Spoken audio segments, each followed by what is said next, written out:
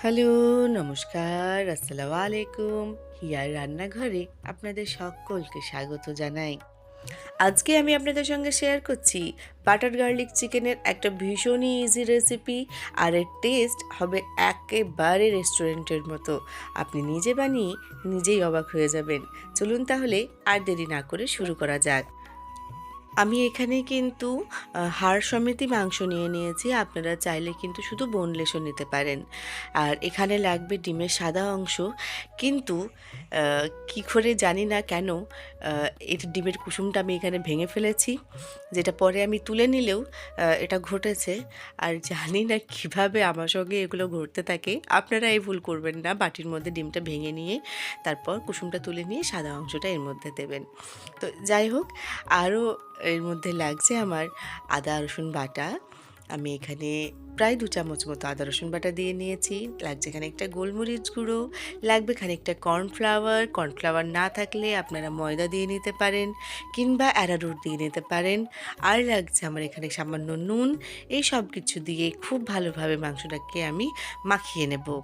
যদি হাতে সময় থাকে এটাকে 15 থেকে 20 মিনিট ম্যারিনেশনের জন্য রেখে দেবেন। যদি না থাকে তাহলে এটাকে ইনস্ট্যান্ট করে নিতে পারেন। এই রেসিপিটা কিন্তু খুব কম উপকরণ দিয়ে খুব তাড়াতাড়ি হয়ে যায়। আমরা প্রায় চিলি চিকেন বানিয়ে থাকি, তবে বাটার গার্লিক চিকেনও কিন্তু ফ্রাইড রাইসের সঙ্গে খুব ভালো লাগে। আপনারা এটা একবার ট্রাই করবেন। আমি আসলে এর সঙ্গে ফ্রাইড রাইসই বানিয়েছিলাম। 20 থেকে 25 মিনিট আমার হয়ে গেছে ম্যারিনেট করা। এখন আমি সাদা তেল গরম করে একে একে চিকেনগুলো দিয়ে নিচ্ছি। তারপরে এগুলো খুব বেশিক্ষণ ভাজবো না, জাস্ট উপরে একটা ব্রাউন কালার এলেই, সুন্দর একটা কালার এলেই এটাকে আমরা তুলে নেব।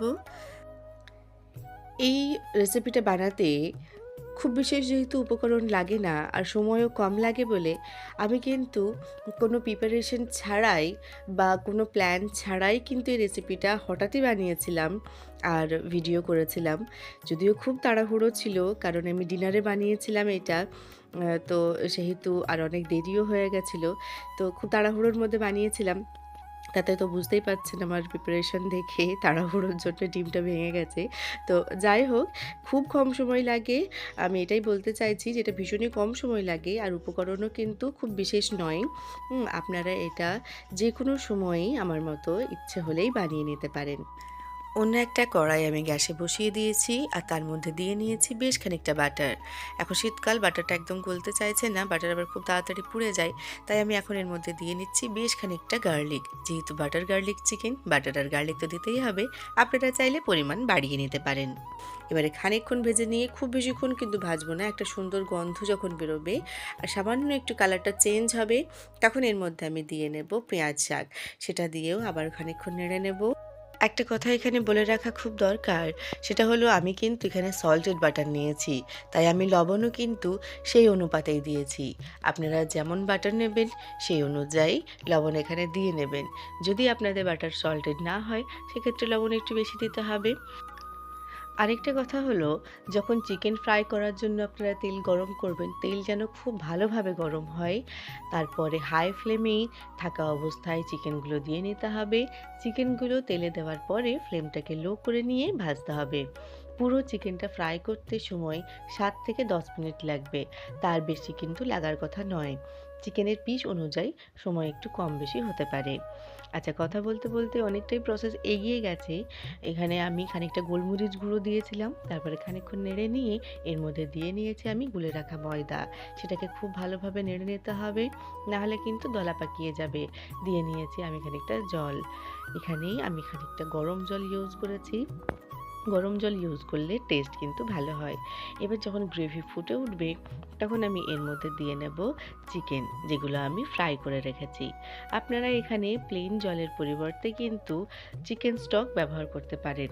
আমি যেহেতু খুব তাড়াহুড়োর মধ্যে এটা করেছি, আমি চিকেন স্টকের প্রিপারেশনটা করতে পারিনি। আপনারা যদি জানতে চান চিকেন স্টক কিভাবে করবেন, আমাকে প্লিজ একটা কমেন্ট করবেন, আমি আলাদা করে ভিডিও করে সেটা দিয়ে দেব।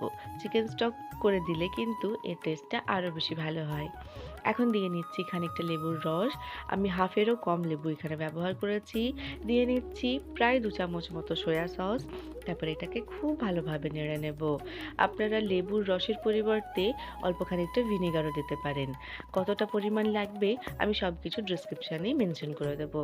খানিকটা লবণ লাগবে আমার মনে হচ্ছে এখানে, দিয়ে নিচ্ছি খানিকটা লবণ। খুব ভালোভাবে নেড়ে নেব।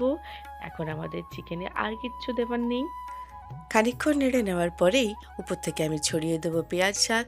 বাজারে প্রচুর পেঁয়াজ শাক পাওয়া যাচ্ছে, এখন শীতকাল, বাজারে একদম প্রচুর সবজি, তাই পেঁয়াজ শাকের যথাযথ ব্যবহার করা আমাদের উচিত।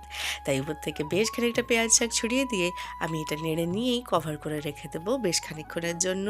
তারপর আমি এটা সার্ভ করব গরম গরম ফ্রাইড রাইসের সঙ্গে। আপনারা চাইলে কিন্তু এটাকে জিরা রাইসের সঙ্গেও সার্ভ করতে পারেন, বা অ্যাজ এ স্টার্টারও কিন্তু এটা খেতে পারেন। এটা ভীষণই ভালো হয় খেতে। তাই বাড়িতে একবার অবশ্যই ট্রাই করুন এই recipe.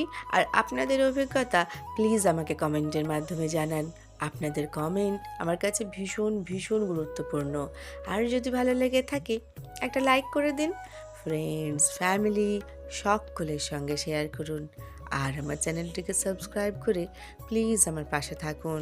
Thank you so much এতক্ষণ আমার সঙ্গ দেওয়ার জন্য, আমার ভিডিওটি শেষ পর্যন্ত দেখার জন্য। Thank you.